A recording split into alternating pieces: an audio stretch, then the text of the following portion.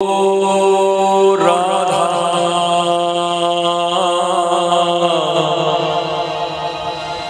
ओ राधा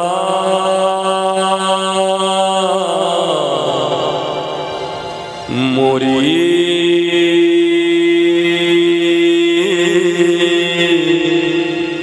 श्री राधा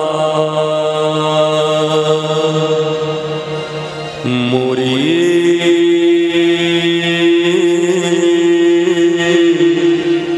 श्री राधा राधा राधा राधा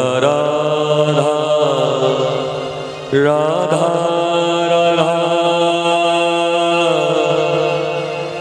राधा राधा मोरी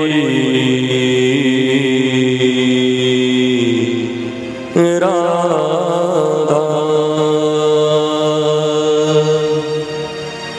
कौशल्याशु प्रजा राम पूर्व संध्या प्रवर्तते उत्तिष्ठ नरशार्दूला त्रैलोक्यं मंगलं कुरु उत्तिष्ठ उत्तिष्ठ गोविंद उत्तिष्ठ गरुड़ध्वज उत्तिष्ठ कमलकांता उत्तिष्ठ कमलकांता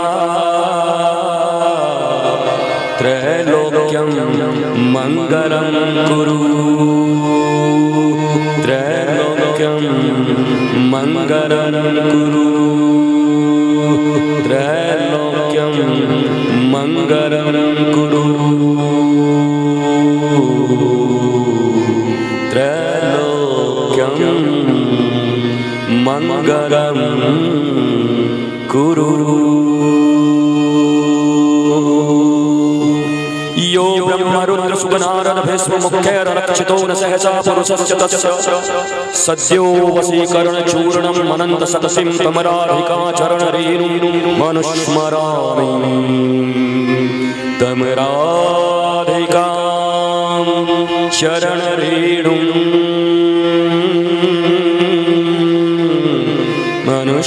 मनुस्मरामि मनुस्मरामि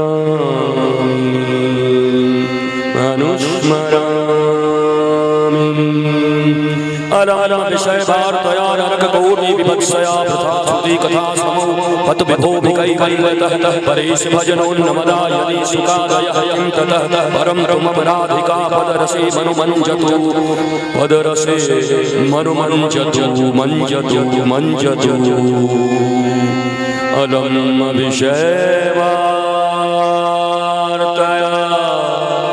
नरक कोटि विभत्सया वृथा श्रुति कथा श्रमो बद विभो कैवल्यतः परेश भजनो नमदा यदि शुकादय परं तु मम राधिका पदरसे मनोमञ्जतु मनोमञ्जतु मनोमञ्जतु मनोमञ्जतु मनोमञ्जतु मनो मनो मनो मञ्जतु मनो मञ्जतु मनो मञ्जतु मनो मञ्जतु बिनु विश्वास भगति नहीं तेहि बिन द्रवहि राम राम कृपा बिनु सपने हो जीवन लह विश्राम राम कृपा बिनु सपने हो जीवन लह विश्राम ओ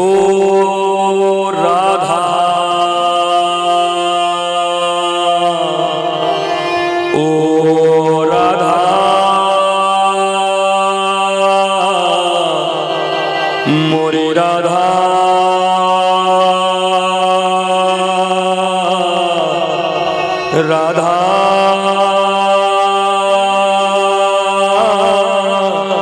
श्री राधा श्री राधा श्री राधा श्री राधा राधा श्री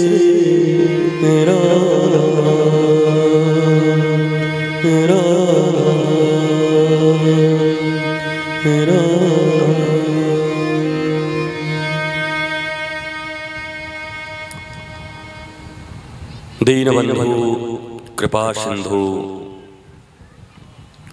पतित पावन परमेश्वर भक्तवत्सल भक्तवांछा कल्पतरु अनंत कोटि ब्रह्मांड नायक परात्पर परब्रह्म नंद नंदन यशोदानंदन देवकी नंदन वसुदेव सुत वासुदेव भगवान श्री कृष्ण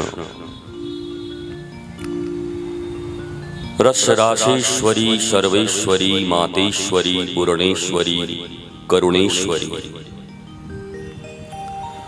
वृंदावनेश्वरी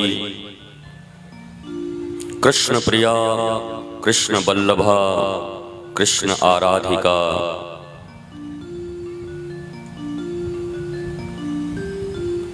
वृषभानुजा कीर्ति कुमारी श्री राधा जगत के समस्त संत गुरु सद्गुरु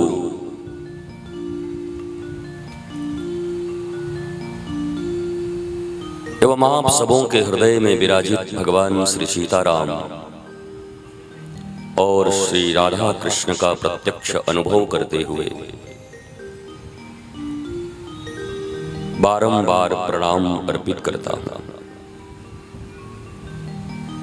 सिया राम मैं सब जग जानी करहु प्रणाम जोड़ी जुग पानी।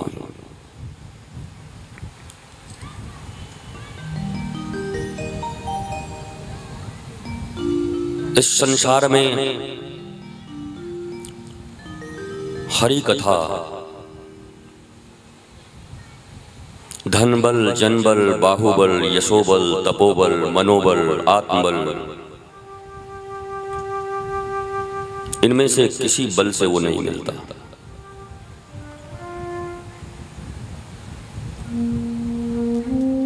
श्री गोविंद की कृपा की रसवर्षणी तो उसी जीव के ऊपर होती है जिसके ऊपर श्री किशोरी जी की कृपा बल होती है।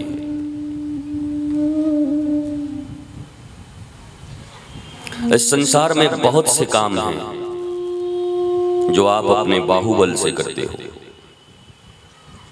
धन बल से करते हो, यशोबल से करते हो, तपोबल से करते हो।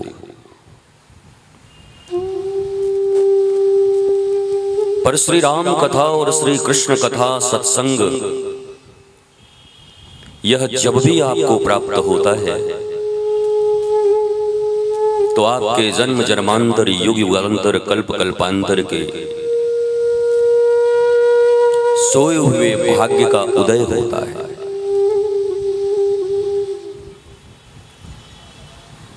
और ये भाग्योदय कब होता है?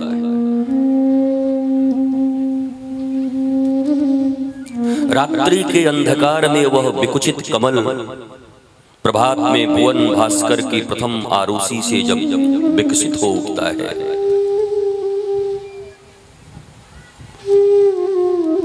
और उसके गर्भ में व्याप्त मकरंद पवन देव के संसर्ग में आकर उच्छलित होकर उसके कपोलों पर लगते हैं और पवन देव दूर दूर तक इस पराग और मकरंद की सुगंध को बिखेरते हैं।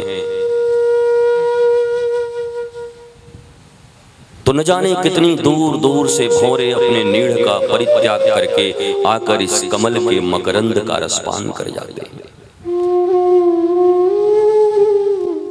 हमारा तुम्हारा भाग्योदय कब होता है? जब क्षितिज पर श्री राधा कृष्ण कृपा बल हो, तभी भाग्योदय हो सकता है।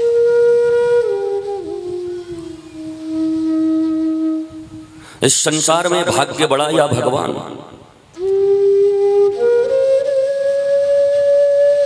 भाग्य भगवान से ही बनता है।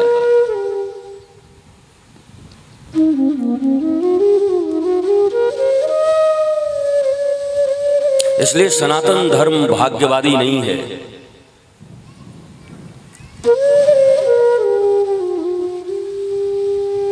सनातन धर्म भगवत कृपावादी है।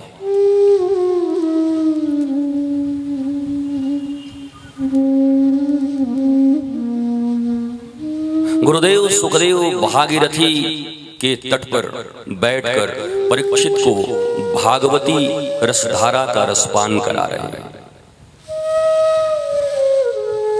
यह अद्भुत जोड़ा है। एक तरफ भागीरथी धारा बह रही है और एक तरफ भागवती धारा बह रही है।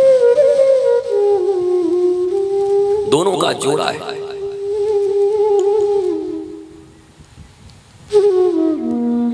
मैंने एक दिन आपसे निवेदन किया था कि साहित्य में दो प्रकार की नदियां होती हैं। दो प्रकार की धारा साहित्य में है। एक दूरक कूलक प्लावनी धारा, गंगा यमुना सरस्वती नर्मदा चिनार झेलम सतलज व्यास Alaknanda Krishna Kaveri Narmada Godavari and so and so and so। इन नदियों में नहाने की मर्यादा भिन्न है।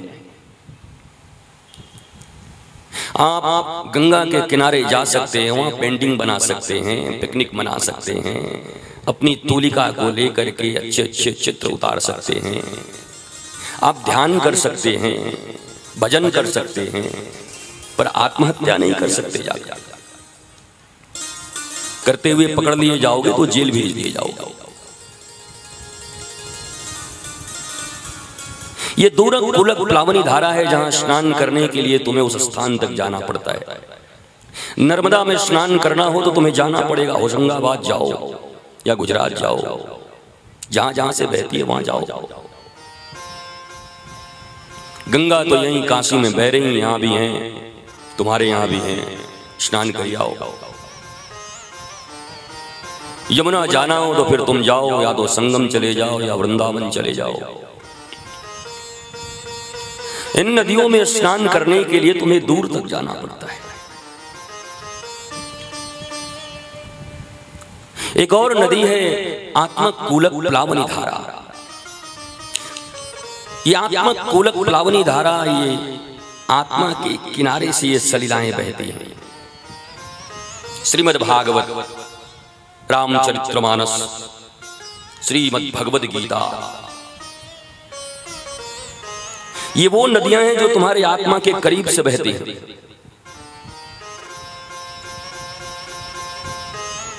उन नदियों में नहाने की मर्यादा भिन्न है। वहां जगह जगह बोर्ड लगाए होते हैं, हरिद्वार चले जाओ, मैंने उस दिन भी कहा था भैया ज्यादा अंदर मत जाना, प्रवाह तेज है, बह जाओगे, मर जाओगे। It's not going to deep, it's very deep here। इन नदियों में नहाने की मर्यादा भिन्न है। आप वहां नहा सकते हैं, जाकर स्नान कर सकते हैं जंजीर पकड़कर, पर इन नदियों में नहाने की मर्यादा भिन्न है। आपको दूरक कूलक प्लावनी धारा की नदियों में अगर स्नान करना है, अगर वहां डूब गए तो मर जाओगे, पर भागवत की नदी में डूब गए तो तर जाओगे। वहां डूबना मना है और यहाँ तैरना मना है। यहाँ तैरना मत, यहाँ तैरने मत, यहाँ बुद्धि लेकर मत। ये बुद्धि भागवत और रामायण की कथा में बुद्धि लेकर कभी मत आना। शास्त्र कहता है, मैं नहीं कहता। मैं कुछ बोल भी नहीं सकता बिना शास्त्र के। हमारी मर्जी से शास्त्र थोड़ा ही चलेगा, हम शास्त्र की मर्जी से चलेंगे। गुरुदेव सुखदेव परीक्षित के 7 दिन के श्राप को लेकर और उन्हें भागवत की कथा श्रवण करा रहे हैं। गुरुदेव सुखदेव कहते हैं, परीक्षित,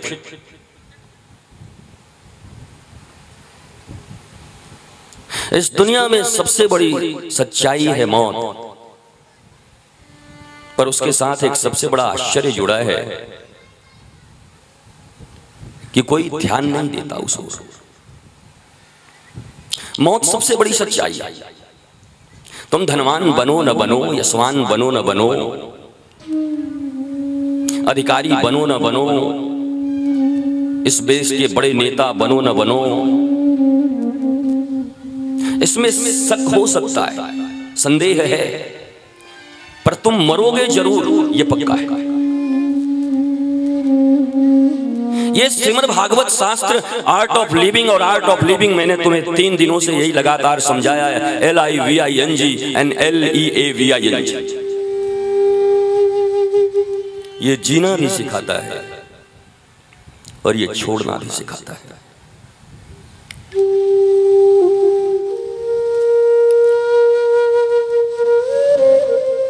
गुरुदेव सुखदेव कहते हैं, परीक्षित, इस संसार में कोई कल मरे आज मरे कुछ पता नहीं, पर तुम्हारे साथ एक बहुत अच्छी बात हुई है कि तुम 7 दिन के पहले नहीं मर सकते। निश्चित है कि 7 दिन तुम रहोगे, वरना उस ब्राह्मण का श्राप झूठा हो जाएगा।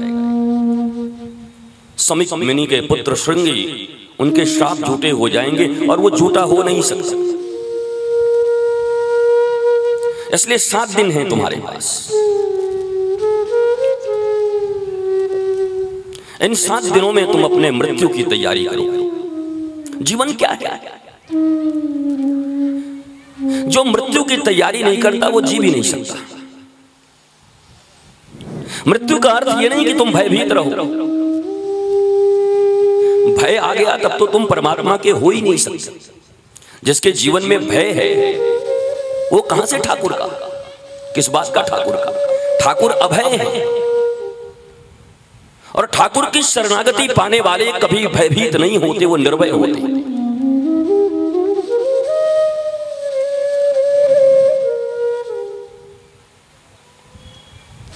निधनम पश्यन् नपि न पश्यति।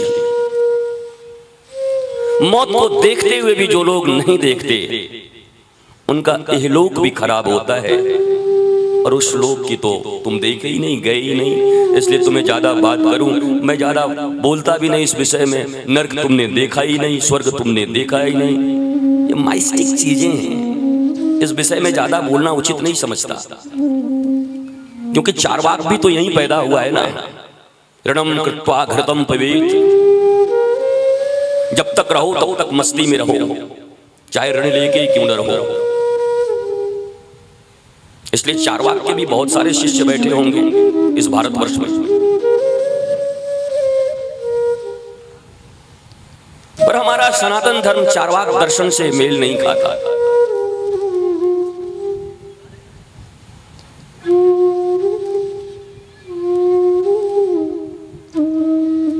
एक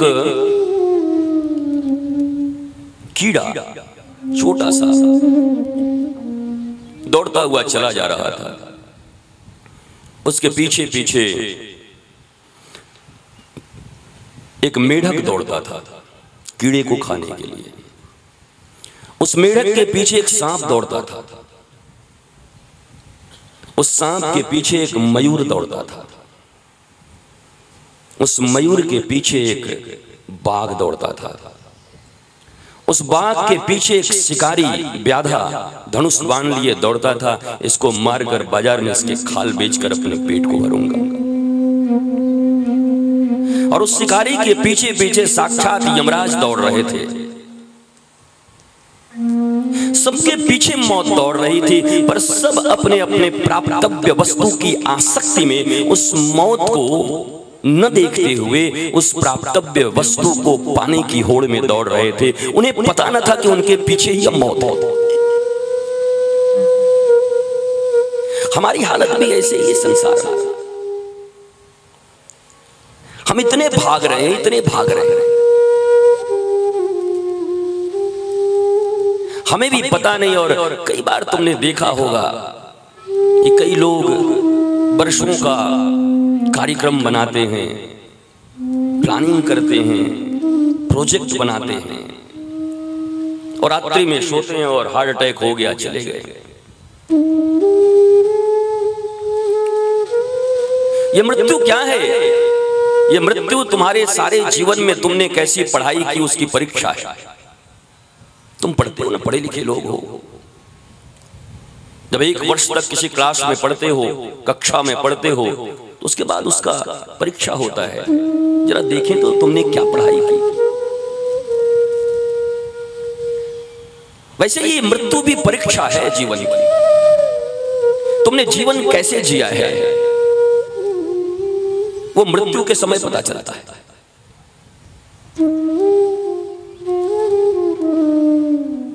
क्योंकि इस जगत में जब आए थे तब रोते हुए आए थे, और जाते हुए भी अगर रोते जा रहे हो अपने पोते पोतियों को देखकर, हाय हाय मैं कुछ न कर पाया या कुछ और कर पाता, तो जीवन की उपलब्धता ये नहीं है, श्रेष्ठता नहीं है।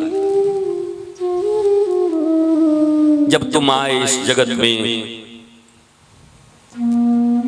जग हंसे तुम रोए, अब कुछ करनी ऐसी कर चलो, तुम हंसो और जग रोए, ये श्रेष्ठता है,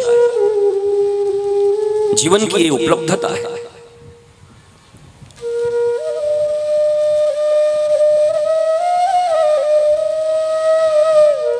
ये संसार, तुम कई बार ट्रेन की यात्रा किए होगे, ट्रेन में बैठते हो, तुम्हारे सामने 4 आदमी और बैठे होते हैं, थोड़ी पहले तो संकोच होती है, फिर परिचय हो जाता है, फिर वार्ता होती है, फिर टिफिन खुल जाते हैं, फिर शेयर कर लेते हैं टिफिन को, फिर कार्ड बढ़ जाते हैं। अब मिर्जापुर आना तो जरूर मेरे घर आना, अब बनारस आना तो मेरे यहाँ जरूर आना, वृंदावन आना तो मेरे पास जरूर आना, ऐसी परिचय हो जाती है। उसका स्टेशन आता है, उतर जाता है, वहाँ दूसरा यात्री आके बैठता है, उससे परिचय हुआ, उसका स्टेशन आया, वो भी उतर गया, तीसरे का आया, वो भी उतर गया, तुम्हारे स्टेशन आई, तुम भी उतर गए। बच्चा जब इस पृथ्वी पर जन्म लेता है तो उस रोते हुए जन्म लेता है, तो उसके सामने भी 4 सहयात्री उसके साथ होते हैं, माता पिता दादा दादी। और फिर वो बच्चा बड़ा होने लगता है, और फिर दादी का स्टेशन आ गया, दादी उतर गई, तो पत्नी के रूप में एक नई सहयात्री आ गई। दादा का स्टेशन आया, दादाजी उतर गए, पुत्र के रूप में एक नया सहयात्री आ गया। माताजी का स्टेशन आया, माताजी उतर गई, अब पुत्र वधू के रूप में एक नया सहयात्री आ गया। पिताजी का स्टेशन आया, पिताजी उतर गए, पिताजी पधार गए यहां से। उसके बाद पौत्र आया तुम्हारे घर में, तुम्हारा स्टेशन आया, तुम भी उतर गए, बाकी लोग पड़े हुए। इसी का नाम जिंदगी और मौत है, यही जीवन है और यही मृत्यु है, यही अपने हैं और यही पराए हैं। इसलिए जीवन तुम्हें इसलिए नहीं मिला कि इस जीवन में चाहे तुम जो हो मन मर्जी करो, इसी जीवन में तुम्हें वो तैयारी भी करनी है। अलेक्जेंडर द ग्रेट, अब ग्रेट हमारा इतिहास ग्रेट कहता है इसलिए मुझे कहना पड़ता है, सिकंदर महान पूरे विश्व पर विजय प्राप्त करके जब वापस लौट रहा अपनी जन्मभूमि की ओर, पानी के नाव में, उस समय दुनिया का जो सबसे श्रेष्ठ डॉक्टर वैद्य था, अब जब वो विश्व विजेता है तो श्रेष्ठ डॉक्टर भी तो उसी के साथ होगा। और उस समय उसको ब्लड डिसेंट्री हो गई, खून की उल्टियां होने लगी। बच्चों को घुमा दो, मत बैठाओ, मैया थोड़ा पीछे घुमा के ले आओ, वो भी खुश हो जाएगा, हम भी खुश हो जाएंगे, बाकी लोग भी खुश रहेंगे, घुमाई ले आओ, जाओ। ब्लड डिसेंट्री हो गई, और फिर वो अपने वैद्य से कहता है कि मैं अपनी मातृभूमि में जाकर मरना चाहता हूं। जननी जन्मभूमि स्वर्गादपि वरीयसी, सब चाहते हैं, मुझे 2 महीने का जीवन दो, क्योंकि मुझे अपने घर पहुंचने में 2 महीने लगेंगे। उस समय विश्व का जो सर्वश्रेष्ठ वैद्य था, डॉक्टर था, वो कहता है आप 2 महीने की बात करते हो, अगर 2 दिन भी जिंदा रह जाओ तो बहुत बड़ी बात हो। और हुआ भी ऐसे ही, मृत्यु करीब आ गई। उस समय सिकंदर ने अपने सैनिकों को बुलाया, कहा मेरा ये बॉडी तो जाएगा मेरी जन्मभूमि में ही, और मुझे जब दफन किया जाएगा, मुझे ताबूत में रखा जाएगा, तो 2 काम कर देना। एक, मेरे ताबूत को उठाकर मेरे जनाजे में चलने वाले लोग, ये डॉक्टर भी होगा, और दुनिया के और जो श्रेष्ठ 3 डॉक्टर होंगे उन चारों को लगाना इस ताबूत को ले जाने में। और दूसरा, ताबूत के बाहर मेरी हाथें निकाल देना, दोनों हथेलियों को बाहर निकाल देना। मंत्री ने पूछा, ये आपका ट्रेडिशन नहीं है, ये आपकी परंपरा नहीं है, आप अपने परंपरा के विरुद्ध ऐसा क्यों बोल रहे हो? अलेक्जेंडर की आंखों में आंसू था। अलेक्जेंडर कहता है, नहीं नहीं, मैं ये दुनिया वालों को बताना चाहता हूं कि जब मैं इस दुनिया में आया था तब भी नंगा आया था, और आज विश्व विजेता होकर जा रहा हूं। मैं वो अलेक्जेंडर हूं 40-40 ऊंटों पर, जिसकी तिजोरी की चाबियां चला करती, तिजोरियां नहीं, 40 ऊंटों पर सिर्फ तिजोरी की चाबियां चला करती थी। कितने तिजोरी होंगे और कितनी संपत्ति होगी, इसका अंदाजा तुम लगा लो। मैं दुनिया वालों को यह बताना चाहता हूं कि तुम अगर ये समझते हो कि ये वैद्य और डॉक्टर ही तुम्हें बचाते हैं, तो देखो मेरे ताबूत को उठाने वाले दुनिया के श्रेष्ठ डॉक्टर ही हैं। और दुनिया वालों को यह बताना चाहता हूं कि पूरी जिंदगी अपनी गंवा करके, अपना इतना श्रेष्ठ जीवन गंवा करके, अगर केवल धन, मान, पद और प्रतिष्ठा तुमने कमाया, तो उसमें से कुछ भी लेकर तुम नहीं जा रहे हो, खाली हाथ आए थे और खाली हाथ जा रहे हो। ये बात मैं दुनिया वालों को समझाना चाहता हूं। वो अलेक्जेंडर हमें सीख दे गया, हमें सिखा गया, और सीख कोई दे दे जाए उससे नफरत मत करना, घृणा मत करना। दत्तात्रेय के 24 गुरु थे, सांप को गुरु बना लिया, कुंवारी कन्या को गुरु बना लिया, छोटे से बालक को गुरु बना लिया, कबूतर को गुरु बना लिया, हाथी को गुरु बना लिया।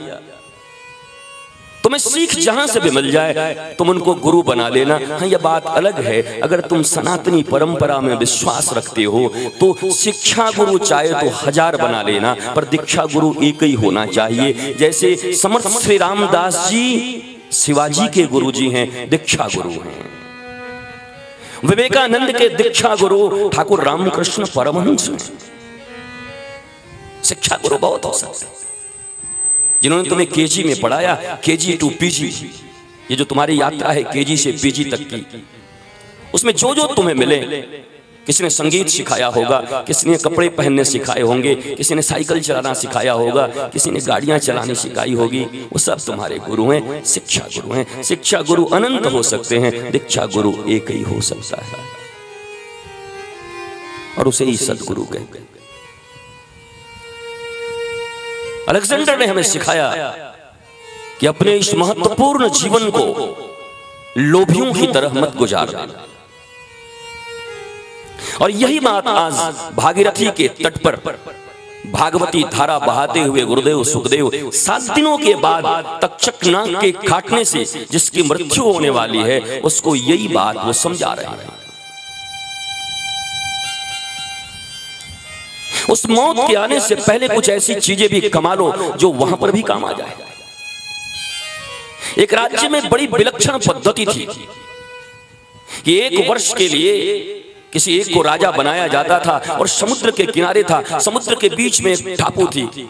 अब जैसे अंडमान है, अब तो काफी व्यवस्थाएं हो गई हैं, वो ऐसा टापू जहां न जाने की व्यवस्था, न आने की व्यवस्था, न खाने की व्यवस्था, न कोई फल फूल, न पीने का पानी। 1 वर्ष तक राजा बनाया जाता था और दूसरे वर्ष उसको उसी टापू पर फेंक दिया जाता था जहां वो सड़ के मर जाता था।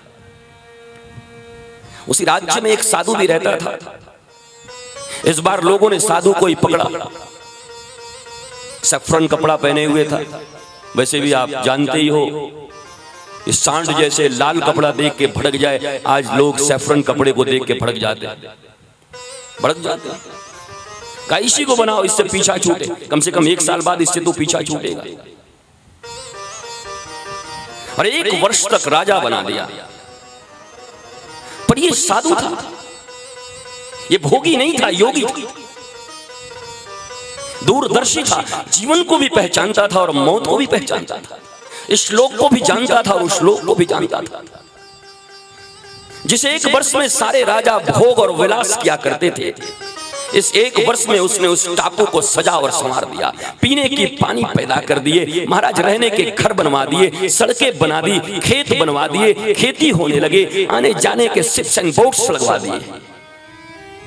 और एक बार बाद जब इस राजा को उठाकर साधु को फेंका गया तो इस राज्य से भी ज्यादा उस राज्य में आराम से रहने लगा। बस यही एक तैयारी हमें और तुम्हें भी करनी है। 100 साल और 70 साल या 80 साल का जो जीवन मिला है, इस जीवन में रहते रहते तुम भी उस साधु की तरह अपने उस टापू को जरा सजा लो, नहीं तो मरने के बाद फेंक दिए जाओगे वहां पर, तब फिर कौन तुम्हारी सहायता करेगा। और ये उस लोक को सजाना, क्या करना, इस कली काल में क्या कर सकते हैं, क्या कर सकते हैं। योगिनाम नृप निर्णीतम हरेर नामानुकीर्तनम।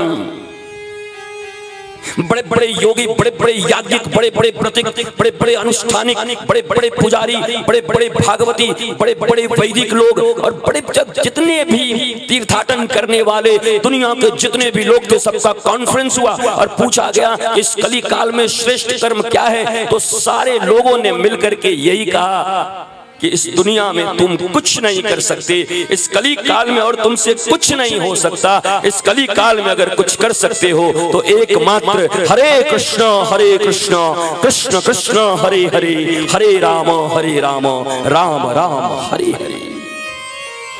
कलेव नास्तौ नास्तैव नास्तैव गतिरन्यथा। हरे नाम हरे नाम केवलम, कलियुग केवल नाम आधारा, सुमिर सुमिर नर उतरई पारा। क्या करोगे? अरे 1 घंटा बैठना तुम्हारे लिए यहां मुश्किल है, 2 घंटे कथा में जाकर बैठ के जाते हैं तो हमारे पांव दर्द करने लगते हैं, हमारे हाथ दर्द करने लगते हैं।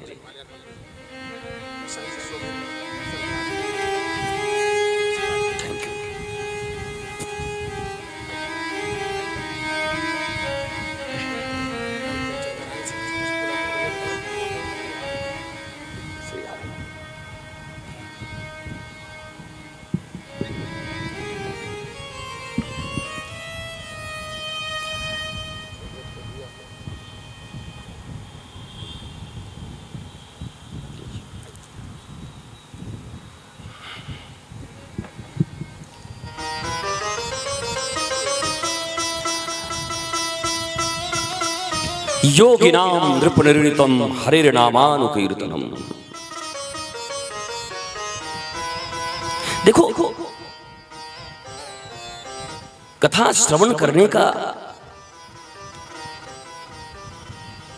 सबसे पहला जो नियम है वो परीक्षित जी को समझा रहे हैं सुखदेव जी। बोले आसन जीतो, आसन 2-3 घंटे एक आसन पर बैठो।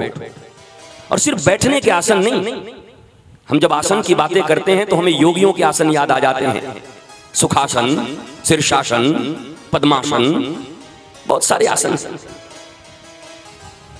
पर ये आसन सिर्फ शरीर का ना हो। तुम्हारी आंखों का आसन कहाँ है? ये आंखें कहाँ जाती हैं? ये कानों का आसन कहाँ बना के रखे हो? ये कान क्या सुनना चाहते हैं?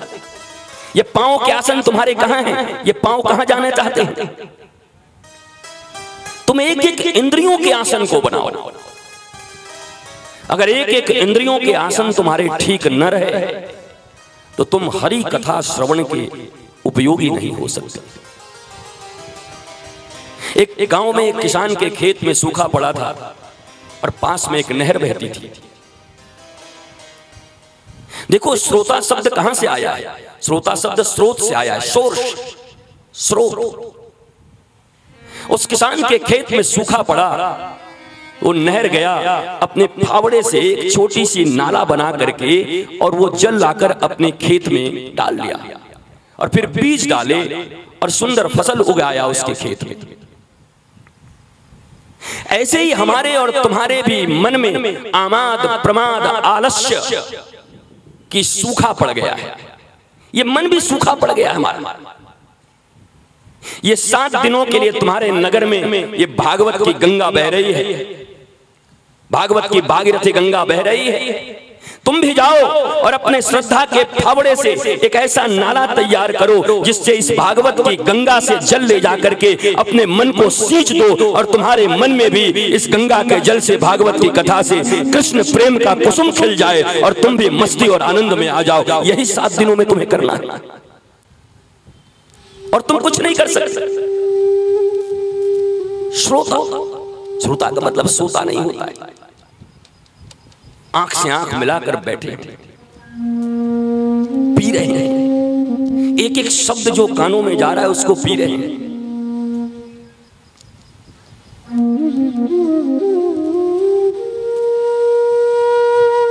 गुरुदेव सुखदेव कहते हैं कि परीक्षित, अपने आसन को जीत लो, अपने इंद्रियों को जीत लो, अपने मन को जीत लो और अपने विचार को जीत लो। देखो, कथा श्रवण करने से पहले ये 4 चीजें कह रहे हैं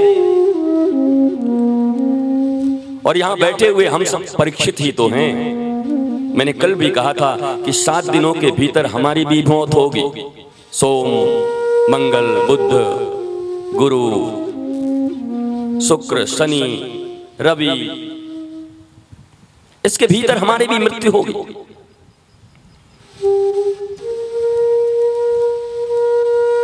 तो जैसे परीक्षित को सुखदेव कह रहे हैं कि पहले आसन जीतो। तुम पांडाल में जरूर आ गए हो, पर तुम्हारा अगर मन नहीं है यहां पर, तुम्हारा मन कहीं कहीं और, कहीं और, कहीं और। कई माताएं तो बैठे बैठे यही सोच रही हैं, बहू घर में है, कहीं अलमारी में चाबी न लगा दे डुप्लीकेट, पता नहीं क्या होगा। इसी में बड़ी चिंतित बैठे, मन पता नहीं कहां कहां दौड़ बैठे हैं कथा में।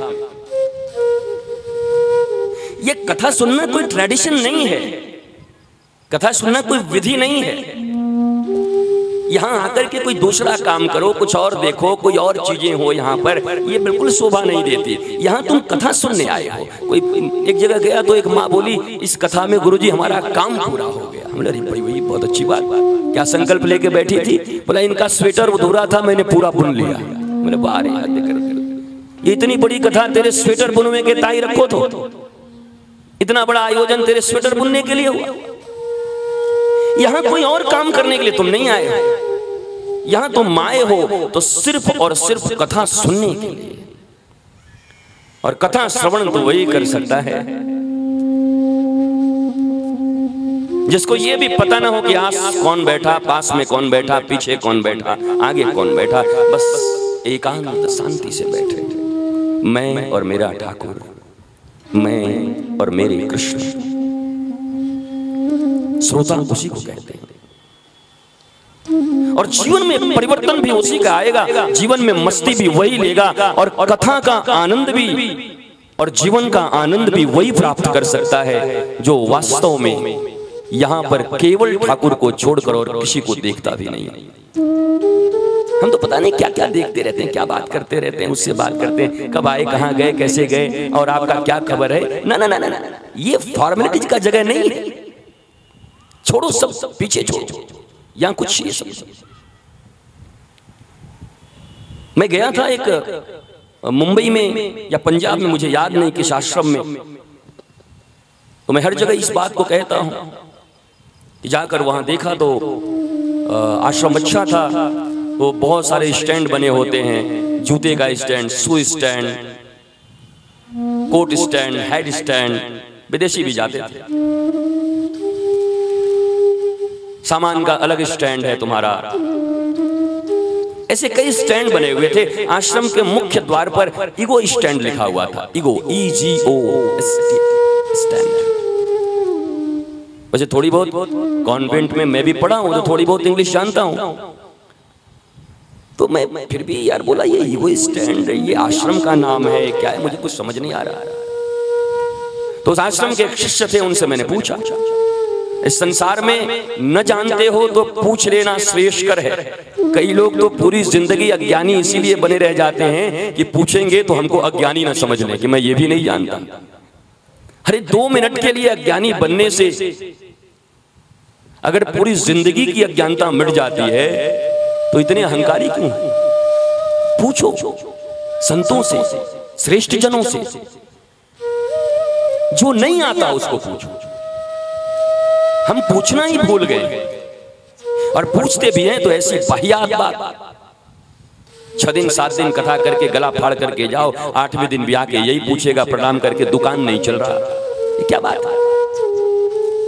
ये सारी भागवत इतनी बड़ी कथा, इतनी बड़ी जीवन की दर्शन, ठाकुर का प्रेम।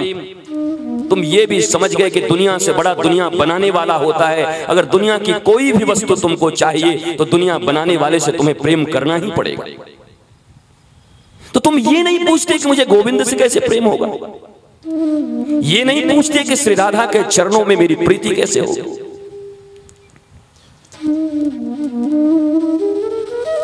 संतों से सवाल भी बड़े समझ कर करना। आज परीक्षित ने क्या प्रश्न किया है देखो, मरने वाले को क्या करना चाहिए, जिसकी मृत्यु नजदीक हो उसके लिए क्या करणीय है, क्या अकरणीय है, वो किसका कीर्तन करे, क्या श्रवण करे, क्या गायन करे, क्या कर्तव्य है उसके। अरे ये यूनिवर्सल क्वेश्चन सबके लिए, हमारा भी तुम्हारा भी सबका प्रश्न है। तब तो सुखदेव जी कहते हैं वर्यान एस्ते प्रश्न लोक हितो कृतो। वाह वाह वाह वाह, क्या बात है, क्या बात है परीक्षित। ये प्रश्न तेरा नहीं है, ये प्रश्न तेने लोक हित में किया है। ये प्रश्न सारे के सारे ब्रह्मांड के सारे मानव के जीव के, ये तेरा प्रश्न नहीं है। और नहीं अकेला कोई प्रश्न पूछता तो शायद सुखदेव जी जवाब भी न देते। वर्यानेस्ते प्रश्न लोक हितो कृतो। तेरा प्रश्न बड़ा श्रेष्ठ है, सारी दुनिया के लिए है, सारी मानवता के लिए है, इसलिए जवाब देता।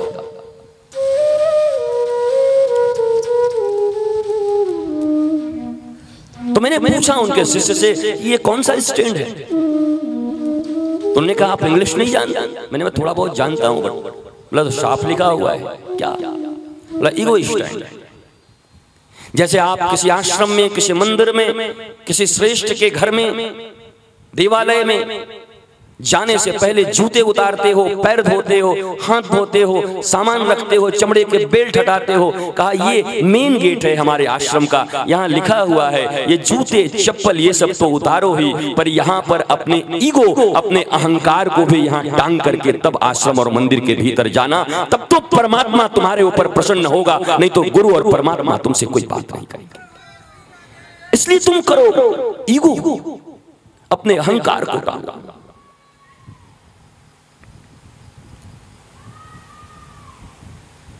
और वास्तव में एक बात तुम्हें कहता हूं, ये जीवन में कभी भी गुरु के द्वार पर अगर जाना, आश्रम में जाना, मंदिर में जाना, कथा में आना, तो अपने अहंकार को बाहर टांग कर आना।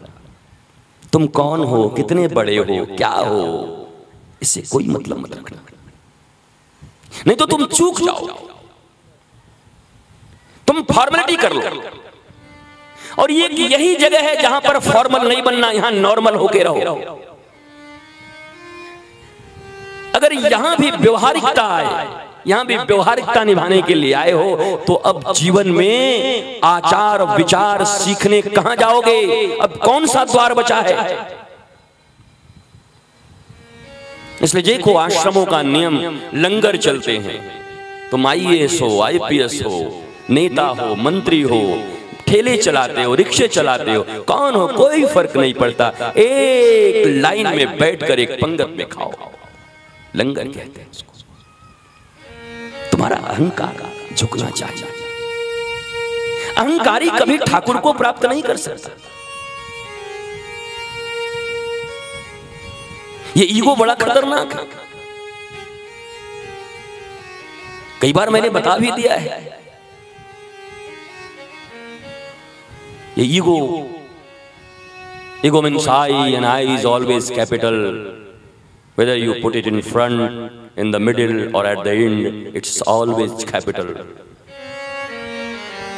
I, मैं. जब मैं था तब हरि नहीं, अब हरि है मैं नाही। प्रेम गली अति साकरी, तामे दो न समाई। खोजा सकल जहां पर पाया तेरा पता नहीं, अब पाया तुझे तब मेरा पता नहीं। यहां दो नहीं रह सकते। इस दिल में या तो ठाकुर को रखना या संसार को रखना। इसलिए हमारे धर्म में निंदा को बड़ा वर्जित किया गया है। चाहे तुम किसी से प्रेम करो, चाहे किसी की निंदा करो, दोनों में ही तुमको उसको अपने दिल में स्थान देना पड़ता है।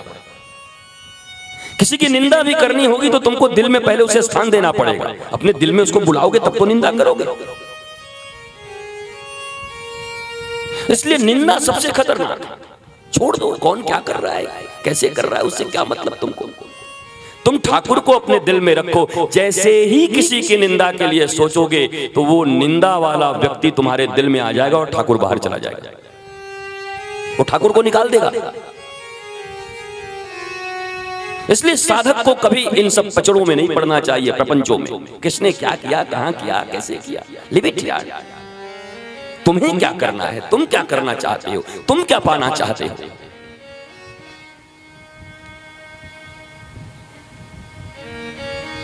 और तब गुरुदेव शुकदेव ने उनके इस प्रश्न का जवाब देते हुए कहा, पहले आसन जीतो, विचार जीतो, मन जीतो, इंद्रियां जीतो, ये जीत कर बैठो। अभी 7 दिन बचे हैं। इन 7 दिनों में मैं तुम्हें भगवत भक्ति प्राप्त करा दूंगा। मुक्ति तो तुम्हारी हो ही गई, भक्ति प्राप्त करा दूंगा। और तब तुम्हें पता है परीक्षित 7 दिनों तक बिना अन्न जल के, बिना कोई आसन बदले, एक ही आसन में पूरी कथा सुन ले। हमारे तो 3 घंटा बैठना मुश्किल। 10-12 घोटू बदलते हैं, 15 बार चाय पियाते हैं, जाके सिगरेट बीड़ी भी। अभी तो नवरात्रा है, बहुत लोग प्यासे हैं, बहुत लोग उपवास हैं। नहीं तो पता नहीं कितनी कितनी बार क्या क्या खा पी के आते। नहीं, आप जब तक उसको भूलोगे नहीं, उस संसार को, तब तक इस संसार में आपका प्रवेश नहीं होगा। मथुरा के वो चौबे जी मैं कई बार कहता हूं, रात्रि में भांग छान के, भांग पी के और नाव पे चढ़ गए और चप्पू चलाने लगे। मथुरा से गोकुल जाएंगे और सारी रात्रि चप्पू चलाई। भोर हो गई, नाव वाले उधर खड़े थे। पूछा, रे कहां पहुंच गए हम? लोगों ने कहा, चौबे जी मथुरा में ही हो। बोला, क्या बात कर रहे हो? हमने रात भर चप्पू चलाई है, अभी मथुरा में। बोला, हाँ मथुरा में ही हो। बोला, हो नहीं सकता। बोला, ऐसे ही हुआ है। क्यों? कहा, चौबे जी चप्पू तो आपने बहुत चलाया, पर नाव जिस जंजीर से बंधी है घाट से, आपने वो जंजीर खोला नहीं था, इसलिए आप मथुरा के मथुरा में ही रह गए हो। हमारी हालत भी उन चौबे जी के जैसी है। हम कोशिश तो बहुत करते हैं, पूजा बहुत करते हैं, नवरात्रा बहुत करते हैं, बम बम भोले करके पूरे सावन में सोमवार को उपवास तो बहुत रहते हैं, पर हमारी जो आसक्ति की जंजीर है, वो जंजीर संसार से ही बंधा रह जाता है, जगत में ही बंधा रह जाता है। जब तक जगत से उस जंजीर को खोलते नहीं, तब तक ये व्रत, ये कथा, ये उपवास, ये नियम, ये सब चप्पू चलाने की तरह है, जंजीर बंधा हुआ है। चाहे पूरी जिंदगी चप्पू चलाओ, पर तुम जहां के तहां रह जाओगे, उससे एक कदम भी आगे नहीं बढ़ सकते।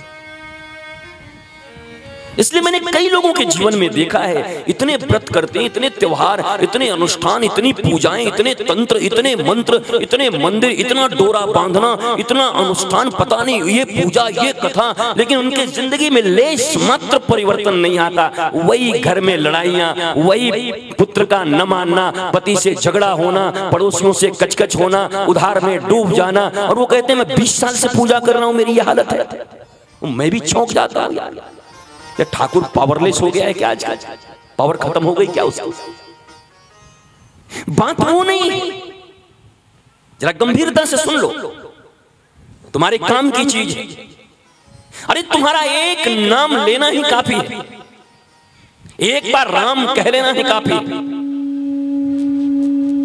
भगवान श्री कृष्ण कहते हैं जीवन में मुझे किसी ने एक बार अगर प्रणाम कर लिया तो मैं पूरी जिंदगी उसे नहीं भूलता। अरे जिंदगी की बात मत करो, जन्म जन्मांतर तक उसे नहीं भूलता, एक प्रणाम।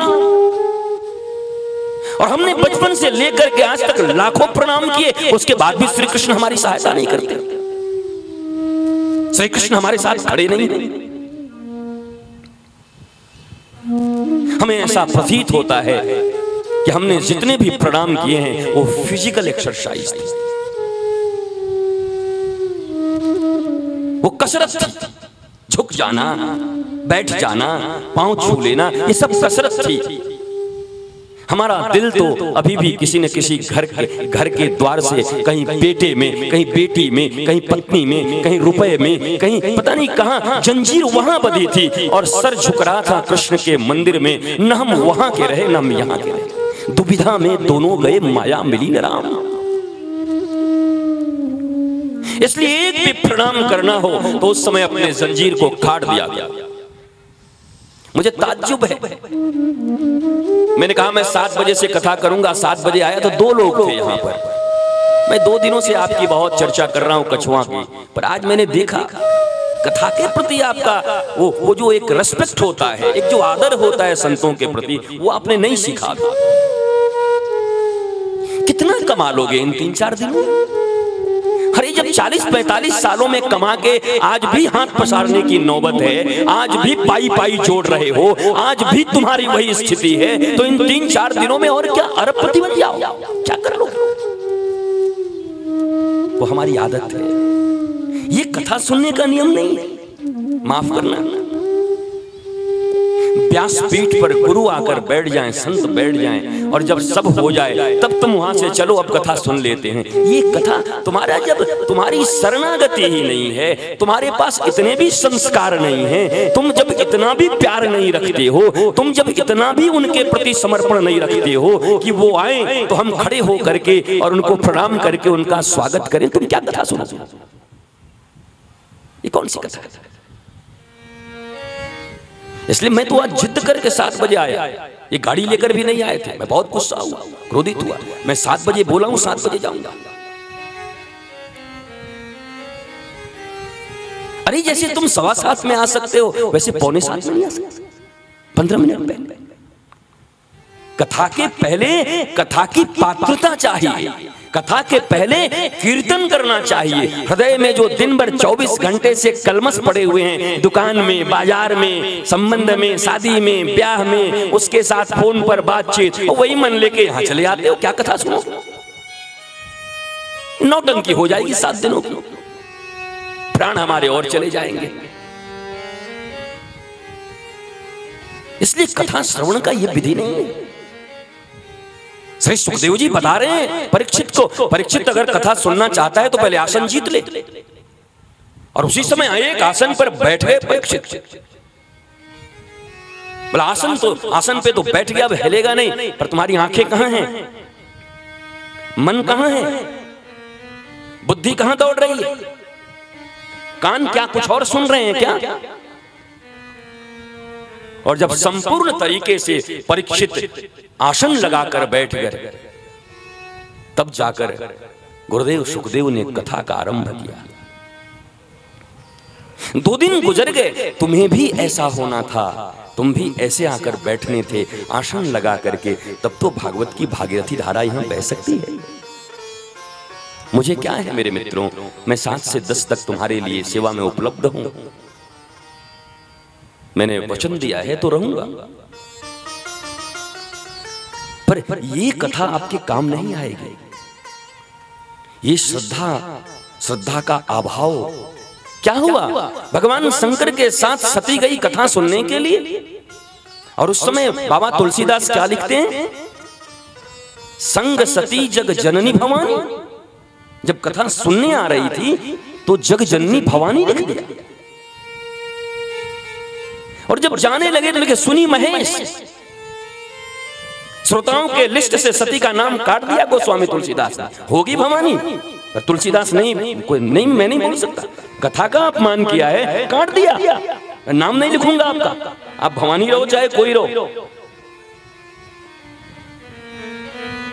तो फिर आप सब जानते हो कि वो जो उनका अहंकार था सती का, भवानी है, जगदम्बा है, पर कथा का अपमान कर दिया। अरे ये कुंभज ये कथा सुनाएगा? हमारे पति देवाधिदेव महादेव, सारे कथा का मूल तो इनके हृदय में। रची महेश निज मानस राखा, पाई सुसमय शिवा संग भाखा। संपूर्ण कथा के मूल तो हमारे पतिदेव हैं। ये क्या सुनाएगा? ये कब का बाबा हो गया? और वो भवानी है। संत और कथा का अपमान किया उन्होंने। शायद कथा सुन ली होती तो राम जी की परीक्षा लेने की भी जरूरत नहीं पड़ती, उनको दृष्टि खुल जाती। कथा तो सुना नहीं, और जब राम जी सीता के खोज में हे खग हे मृग, तो कह रहे ये कौन है? भगवान कह रहे मेरे सच्चिदानंद प्रभु हैं। कहा ये अपनी बीबी के लिए रो रहा है, ये प्रभु है।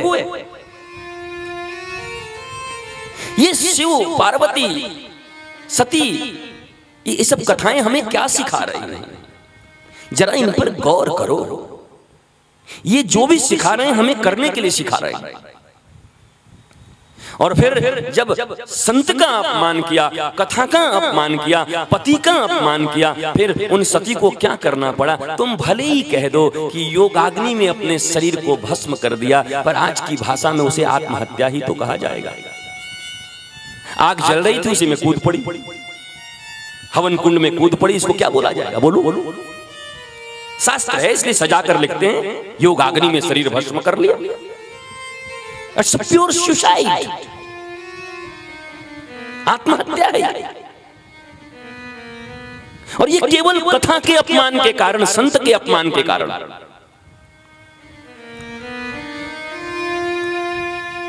इसलिए ये कथा हमें ये सिखाती है कि तुम्हारे हृदय में अगर कथा के प्रति श्रद्धा नहीं, और केवल श्रद्धा से भी काम नहीं चलेगा। वंदे भवानी शंकरो श्रद्धा विश्वास स्वरूपिणो, ये दोनों का जोड़ा है। श्रद्धा और विश्वास दोनों होगा तभी तुम्हारा काम बनेगा। अगर केवल श्रद्धालु है तो कब डूब जाओगे कोई पता नहीं। कुंभ में 10 लाख श्रद्धालुओं ने डुबकी लगाई। कुंभ में क्या लिखते हैं पेपरों में, क्या लिखा जाता है? अभी जाके देखो उज्जैन, ये नासिक कुंभ की बात, उज्जैन कुंभ की बात देखो। इतने करोड़ भक्तों ने डुबकी लगाई, वहीं पे पॉकेट मारी भी हो गई, वहीं पे छेड़खानी भी हो गई, वहीं पे लूटपाट भी हो गई। अच्छा, उतने श्रद्धालु, मतलब वो लोग भी उसी में थे, उनका भी नाम श्रद्धालु नहीं आया। श्रद्धा टिकाऊ नहीं होती। श्रद्धा को अगर विश्वास का संग न मिले तो वो श्रद्धा पता नहीं कब फ्लोटिंग है, ये उड़ने वाली है, कभी यहां कभी वहां, तुम न सही कोई और सही।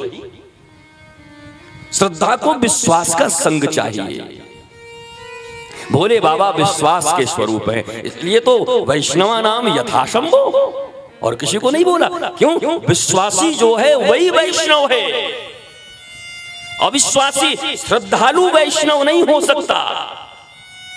तुम श्रद्धालु हो, आज 1 घंटे की श्रद्धा है, कल टूट जाएगी तुम्हारी। पर विश्वासी अगर हो तो जीवन में विश्वास कभी मिटता नहीं, विश्वास टूटता नहीं। ये गलत लैंग्वेज का प्रयोग हम करते हैं, हमारा विश्वास टूट गया। श्रद्धा टूट गई होगी, विश्वास कहाँ टूटता है? विश्वास तो जब पक जाता है, फिर विश्वास टूटने की बात कहाँ है? बिनु विश्वास भगति नहीं, और तेहि बिन द्रवहि न राम। राम कृपा बिनु सपने हो, जीवन लह विश्राम। बिनु श्रद्धा नहीं लिखा यहाँ कि श्रद्धा के साथ चले गए कथा सुनने। हम तो बड़ी श्रद्धा रखते हैं महाराज जी में। अरे क्या करोगे श्रद्धा रखकर? ये 2 पैसे की श्रद्धा है, इस श्रद्धा का कोई महत्व नहीं। विश्वासी बनो, और जीवन में जब तक तुम विश्वासी नहीं बनते, श्रद्धालु बनके एंट्री होती है तुम्हारी। ये केजी नर्सरी और प्रिपरेटरी का क्लास है, बचपन स्कूल है। ये श्रद्धालु जो हैं वो बचपन स्कूल के बच्चे हैं। ये मत समझ लेना तुम ग्रेजुएट हो गए, बचपन स्कूल में आए हो, पर जीवन भर श्रद्धालु ही रह जाओगे। न जाने कितनी कथाएं सुन ली होगी तुमने, कितनी पूजाएं की होगी, कितनी बार तुमने उपवास रखे होंगे, कितने बार नवरात्रा रखे होंगे, कितने सोमवार को जल चढ़ाया होगा, कितने बार बजरंगबली के दर्शन किए होंगे, अभी भी तुम श्रद्धालु ही रह गए, तो विश्वासी कब बनोगे? बन भी नहीं सकते। जब तक सदगुरु कृपा न हो तब तक कोई विश्वासी बन भी नहीं सकता। वो पूरी जिंदगी ऐसे ही रह जाएगा, घूमता रहेगा इधर उधर इधर उधर, कोई ठिकाना नहीं उसका। आज बहुत श्रद्धा है, कल खत्म हो गई। इसलिए श्रीमद् भागवत की कथा सुखदेव जी कहते हैं, परीक्षित विश्वास के साथ आसन जीत कर बैठ जा, तब मैं कथा सुनाता हूं, श्रद्धा के साथ नहीं। श्रद्धा से कोई मतलब नहीं। इसलिए कछुआ के लोगों, मिर्जापुर के लोगों, 10, 20, 50 की 100 की संख्या में जो भी आते हो, मुझे जरूरत नहीं तुम लाखों की संख्या में 1000, जो भी आते हो, 10, 20 आते हो ना, तो जो भी आते हो बड़े विश्वास के साथ और कथा के नियम को पूरा करते हुए आओ। क्या गुजरता है आधे घंटे पहले आने में, 15 मिनट पहले आने में, उसकी मस्ती देखो, उसका आनंद देखो। तुम्हारे घर में तुम अपने किसी रिश्तेदार को बुलाओ, आज खाने पर आओ, और रिश्तेदार आकर खड़ा है और तुम बाजार चले गए हो, सब परिवार घूमने के लिए आ गए, माफ कीजिएगा देरी हो गई, तो रिश्तेदार नाराज हो गए, अरे बुला के हमें कुछ चले गए। रिश्तेदार तुम्हारा खुश नहीं होता और तुम कथा सुनने आए, और तो सोच रहे हो सब आके बैठ जाएं आरती वगैरह। ये क्या कोई टीवी का कार्यक्रम है कि एडवर्टाइजमेंट पार हो जाए, सब खत्म हो जाए, फिर चैनल निकल आराम से पूरा प्रोग्राम देखेंगे? इसका मतलब आरती एडवर्टाइजमेंट है, ये जो हरि नाम हरि कीर्तन यहाँ होता है वो एडवर्टाइजमेंट है। ये क्या बुद्धि है तुम्हारी? योगिनाम नृप निर्णीतम हरेर नामानुकीर्तनम। हरि नाम हरि कीर्तन ही मूल है इस कलयुग में, तुम उससे वंचित रह रहे, हरि नाम नहीं ले पा रहे। अरे कथा के पूर्व जब तक आधे घंटे तक हरि नाम न लो तब तक कथा धारण करने की शक्ति तुम्हारे भीतर नहीं है, कहां करोगे? तुम्हें बताया तो कि तुम्हारे इस पात्र में अचार लगे हुए हैं, तेल लगे हुए हैं, अगर ये भागवत की दूध की धारा में तुम में डाल भी दूं तो वो दूध फट जाएगा, तुम्हारे किसी काम की नहीं। क्या करोगे लेकर फटा हुआ दूध? इसलिए पहले अपने हृदय के पात्र को साफ करो। ये 2 दिन तक कथा इसीलिए तो हुई, तेजो वारी मृदाम यथा विनिमयो यत्र त्रिसर्गो मृषा, कल इसी पर पूरी कथा हुई और आज तुम्हारा ये हाल। इसलिए मैं आपसे अपेक्षा रखूंगा कि आप जब कथा सुन रहे हो 7 दिनों के लिए, तो आप पहले आओ, अपने आसन पर बैठ जाओ, जो जहां बैठता है वो कोशिश करो।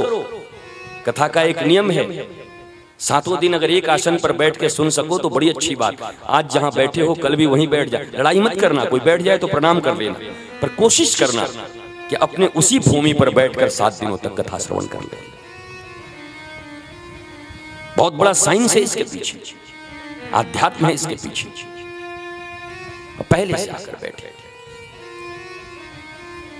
महाराज, इसलिए ऐसा श्रोता हमें बनना है। ये भागवत की गंगा का जल हमारे सूखे हुए मन को उपजाऊ बना दे 7 दिनों में, और फिर हरि नाम हम लेते रहें, मस्त रहें, आनंदित रहें।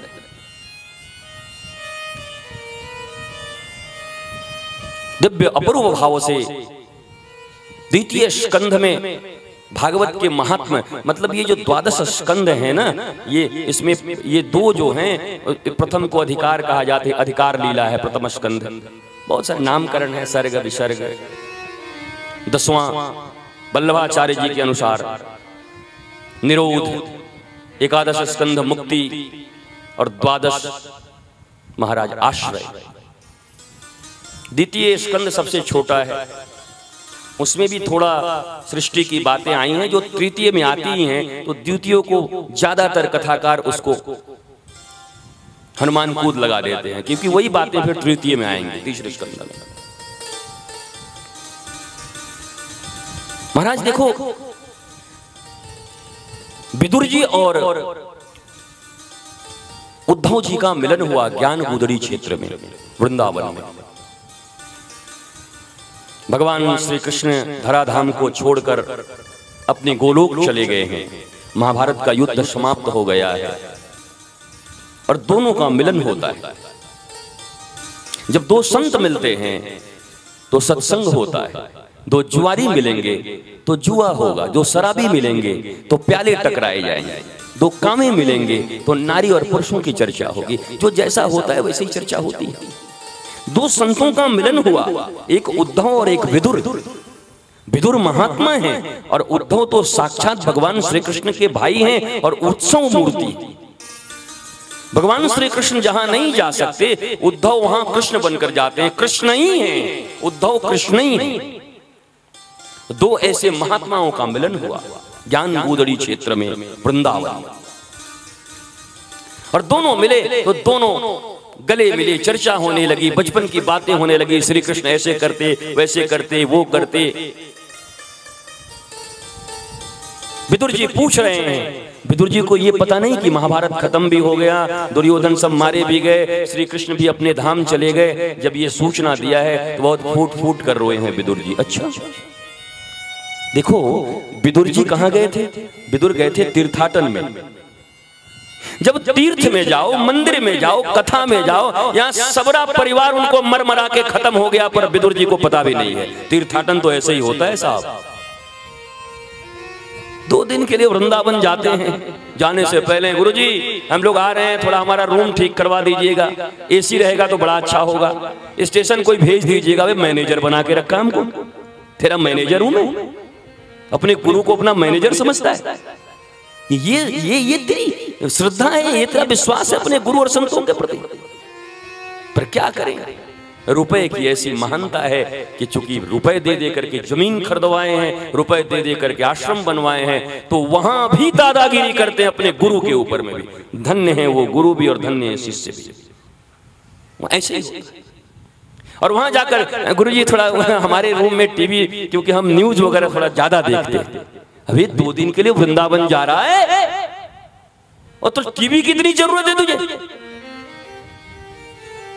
और हमारे लिए थोड़ा सुबह में कॉफी का बहुत। तीर्थाटन का मतलब क्या है, जरा विदुर जी से सीखो। जब महाभारत की शुरुआत हो रही थी उस समय में विदुर जी तीर्थाटन चले गए और जब वापस आए तो सारी सेना मारी जा चुकी है, इनका पूरा परिवार नष्ट हो गया है। लेकिन इनको कुछ पता नहीं, क्योंकि ये तीर्थाटन में है, कोई संबंध नहीं किसी से। तीर्थ का मतलब तो यही होता है। तीर्थी कुर्वन्ति तीर्थानि। तीर्थ में देवी देवता का दर्शन करने नहीं जाते, श्रीमद् भागवत कहती है। तीर्थ में संतों का दर्शन करने जाते हैं। तीर्थी कुर्वन्ति तीर्थानि, क्योंकि उस तीर्थ को तीर्थ बनाने वाले भी संत ही हैं। संत के चरण धूल से वो तीर्थ बना है। तो हमारा क्या है, 2 दिन के लिए गए, जाके फटाफट बांके बिहारी में घुसे, थोड़ा सा दर्शन किए, रबड़ी मलाई और ये सब खाए पी के, गोलगप्पा खाए के, ठूस ठास के 2 दिन में आ गए। हाँ, वृंदावन से आ गए। अरे क्या देखा वृंदावन में, क्या मिला वृंदावन में तुम्हें, क्या जाने वृंदावन के विषय में? कूड़ा कबाड़ा कचरा और देके चले आए वृंदावन। और फोन तो खैर मत पूछो, वो 2 दिन में 500 फोन। अरे काय को वृंदावन गया है, मत जाया, रहने दे। वृंदावन पे बोझ मत बनो, अयोध्या पे बोझ मत बनो। जाना है तो विदुर की तरह जाओ, जंजीर तोड़ कर जाओ। ये नाव अपने घर के घाट से बांध कर मत जाओ, जंजीर तोड़ो और तब जाओ वृंदावन। तीर्थ में रहने का और तीर्थ में भगवत स्मरण, भगवत प्राप्ति का आनंद प्राप्त करना चाहते हो तो जंजीर तोड़कर जाना। वैसे ही कथा में जब आते हो तो जंजीर में बंध कर मत आना। घर के जंजीर में, घरेलू जंजीर में बंधे हो, इतने बजे पहुंचना है, अभी उनका फोन आ जाएगा, अभी रोटी बनानी है, क्या कथा सुनोगे बताओ? क्या मतलब है? ये ड्रामा है, ये नौटंकी है, नाटक चल रहा है। जंजीर तोड़ के आओ। अब कथा सुनने जा रहे हैं, 7 बज गया, अब तो गए कथा में। फिर जब वहां विश्राम हो तभी मैं इधर का खोज और खबर लूंगा। तब तक न मैं किसी का न कोई मेरा, मेरे तो गिरधर गोपाल दूसरो न कोई। ये भाव, इस भावना से आओ। इस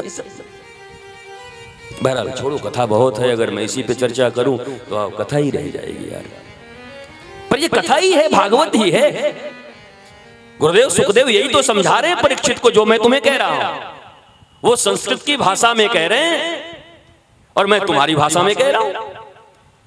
ये यही सब बातें वो बोल रहे हैं परीक्षित को।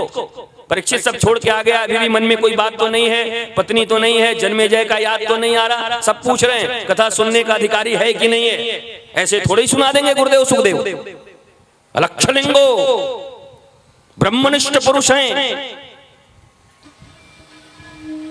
जब कंफर्म हो गए नहीं नहीं नहीं नहीं ये सब छोड़ के जंजीर तोड़ कर आया, तब गुरुदेव ने अपनी समस्त कृपा बहा दी उनके ऊपर।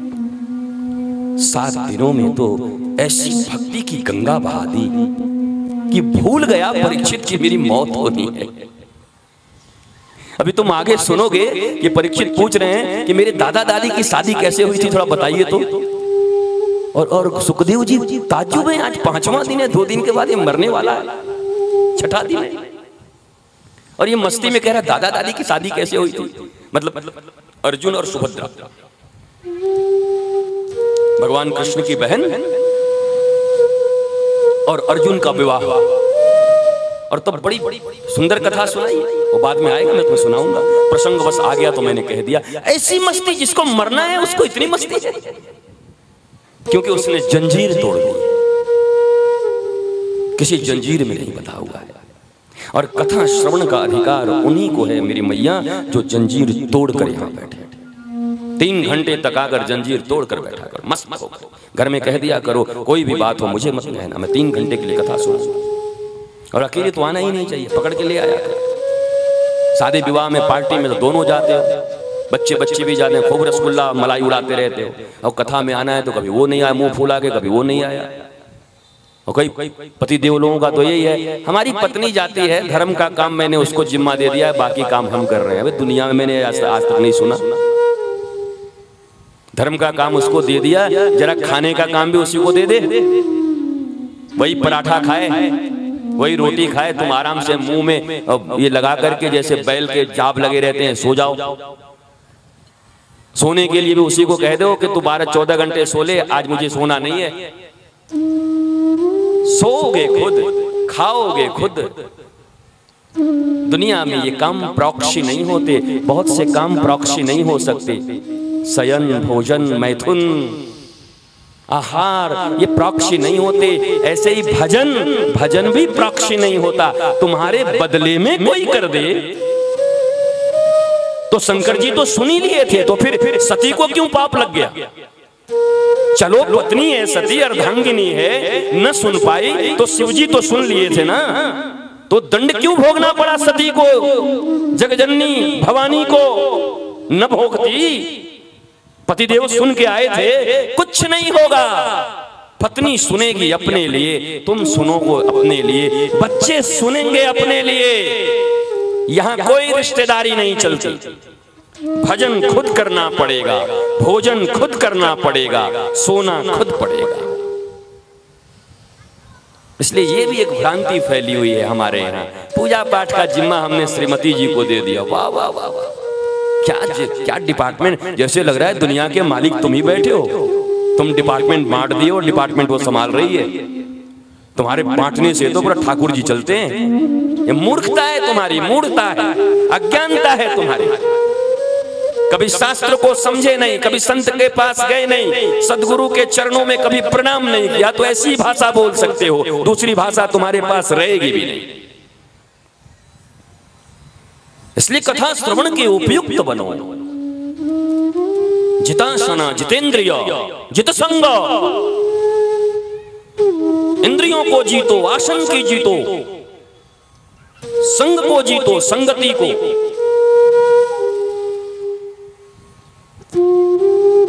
और तब दिव्य भाव से जब दोनों संत मिले हैं, देखो संतों का मिलन होता है तो एक दूसरे की बड़ाई करते हैं। अरे आप बड़े। उद्धव जी कहते हैं विदुर जी आपसे बड़ा कौन हो सकता है। विदुर कहते हैं अरे आप तो हर समय ठाकुर के साथ रहे हो, एक थाली में खाते हो, एक बिस्तर पे सोते हो, उनके कपड़े पहनते हो, मोर पंख लगाते हो। वाह वाह वाह वाह, आपके जैसा सौभाग्य किसको हो, आप ठाकुर के बड़े प्रिय हो। उस समय कहते हैं उद्धव जी संग रहना, कपड़े पहनना और खाना बड़ी बात नहीं है, इससे अपनत्व का बोध नहीं होता, बल्कि दूर रह के भी ठाकुर तुमको याद करते हैं। बार बार कहते थे मेरा विदुर कहाँ होगा, मेरा विदुर कहाँ होगा। अरे तुम पास नहीं थे पर उनके दिल में थे, मैं तो शरीर के साथ था पर तुम उनके दिल में बसे हुए थे। तुम भैया एवरेस्ट चढ़ के आ गए, वैष्णो देवी चढ़ के आ गए, बड़े बड़े पर्वत चढ़ के आए, पर क्या किसी संत के निगाह में भी चढ़े हो आज तक? बाकी सब चढ़ना बेकार है, ये चढ़ाई कुछ काम न करेगी। क्या किसी सत्पुरुष की निगाह में भी चढ़े हो? नहीं चढ़े तो तुम्हारा सब चढ़ना बेकार है, व्यर्थ है।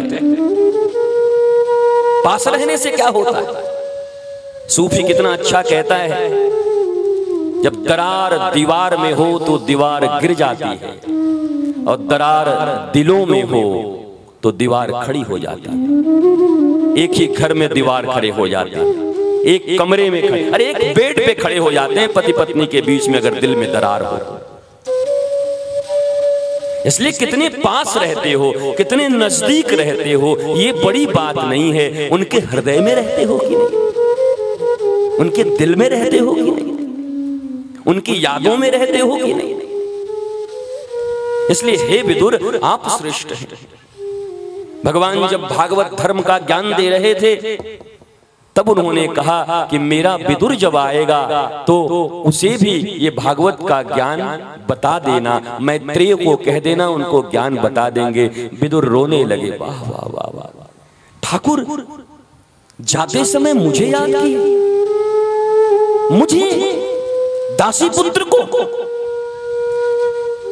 और तब विदुर की कथा मैंने तुम्हें सुनाई ही है कि दुर्योधन के 56 प्रकार के व्यंजनों को लात मार के और विदुर के केले के छिलके खाने आ गए ठाकुर।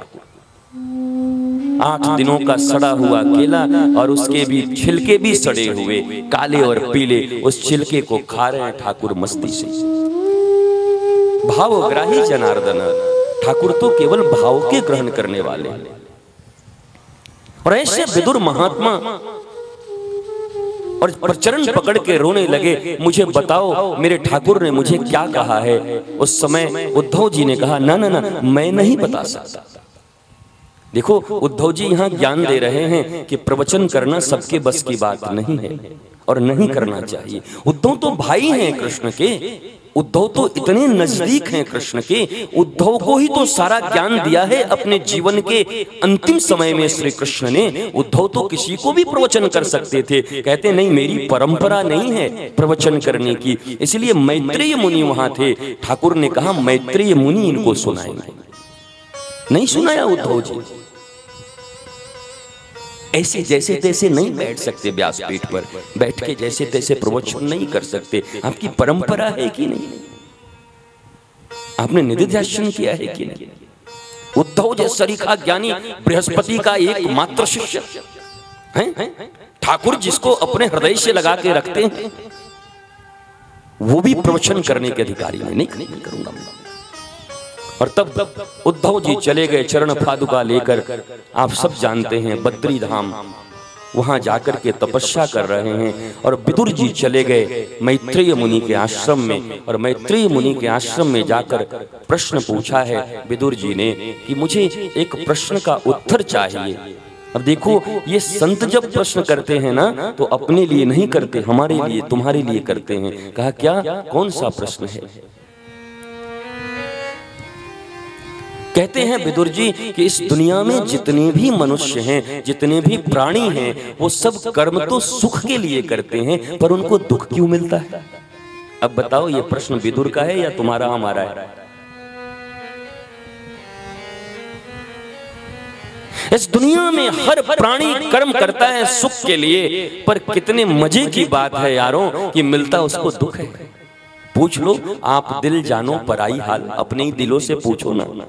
बचपन से लेकर आज तक क्या तुमने ऐसा कोई भी कर्म ये सोच के किया है कि मैं दुख पाने के लिए कर्म कर रहा हूं? तुम हर एक कर्म करते हो कि मैं सुखी हो। अरे इवन चोरी तक चोर करता है तो ये सोच के कि मैं सुखी हो जाऊं। दुष्कर्म भी कोई करता है तो सुखी होने के लिए, आनंदित होने के लिए। इस दुनिया में हम कर्म करते हैं सुखी होने के लिए, पर मिलता दुख है। ऐसा क्यों?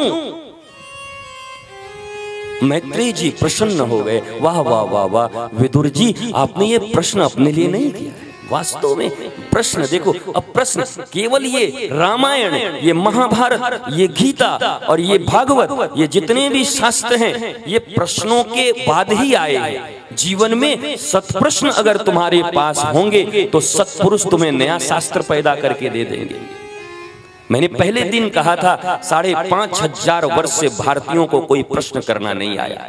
9 लाख वर्ष पहले एक प्रश्न वाल्मीकि ने नारद से किया था और 5,500 वर्ष पहले एक प्रश्न यही सुखदेव और परीक्षित का चल रहा है। हम तो प्रश्न करना ही नहीं चाहते। हमारे सब बाहियात प्रश्न हैं, बेकार प्रश्न एकदम। गृहस्थ हो तो क्या कहूंगा तो तकलीफ भी लगती है कि फिर आपसे क्या पूछें गुरुजी। मत पूछो ये सब बात। तुम्हें जो गुरु कहते हैं, तुम्हें जो संत कहते हैं, तुम वो करो। ये सब बातें बहुत साधारण है। बेटी का विवाह हो जाना, तुम्हारा घर बन जाना, मकान बन जाना, दुकान बन जाना, बेटे की नौकरी लग जाना, ये सवाल पूछोगे? ये तो मिलना ही प्रारब्ध के वशीभूत है। तुम काम करते करते भी मर जाओगे तो प्रारब्ध ने जितना लिखा है उतना ही धन तुम्हें मिलेगा। कई लोग कुछ नहीं करते, लॉटरी निकल जाती करोड़ों रुपए की बिना काम किए। अब उसने कौन सा काम किया था बताओ? प्रारब्ध है उसका, गड़े धन मिल जाते हैं। कोई परिश्रम कर कर के परेशान है, पर बेटी के विवाह के लिए पैसे भी जमा नहीं कर पाता। ये प्रारब्ध है उसका। इसलिए अपने जीवन को बैलों की तरह मत बनाओ, कोलू के बैल मत बनो। कोलू के बैल, पहले जब तेल की पिराई होती थी ना तो कोलू बोलते हैं उसको, बैल घूमता था, उसके आंखों में पट्टी बांध दी जाती थी और वो गोल गोल गोल घूमता था। वही पेड़ के जो खल्ली निकलती थी सरसों की, वो खल्ली 20-20 मिनट के अंदर में उसके मुंह में डाल दिया जाता तो बैल खुश हो जाता, मेरा मालिक बहुत अच्छा है। उसे क्या पता कि तू ही कर रहा है तो उसमें से निकाल के इतना तुझे दे रहा है। और वो करते रहे, बाद में वही खिला देते। हमारी भी हालत तो यही है यारों। घर परिवार में हम भी तो कोलू के बैल ही बने हैं। सुबह एक कप चाय मिल गई, खल्ली मिल गई, एक पराठा मिल गया, खल्ली मिल गई, दोपहर दुकान पर टिफिन मिल गई, खल्ली मिल गई, आंख में पट्टी बंधी हुई है, घूमे जा रहे हो और अचानक पता चला दोनों किडनी खराब हो गई, हॉस्पिटल में पथारी पे पड़े हो। न कोई देखने आता, न कोई सुनने आता। इतनी संपत्ति नहीं कि तुम्हारे बेटे बेटी भी तुम्हारा इलाज कर सकें। भारतवर्ष के हजारों हॉस्पिटल में हजारों ऐसे बूढ़े जवान ऐसे पड़े रहते हैं, लावारिस पड़ जाते हैं, जिनका कोई नहीं होता, जबकि वो बड़े बड़े घर के लोग होते हैं। जब पता चल जाता है ये ठीक नहीं होंगे, हॉस्पिटल में, सरकारी हॉस्पिटल में एडमिट करा के अपना ही बेटा बेटी भाग जाते। यही तो जिंदगी है यारों।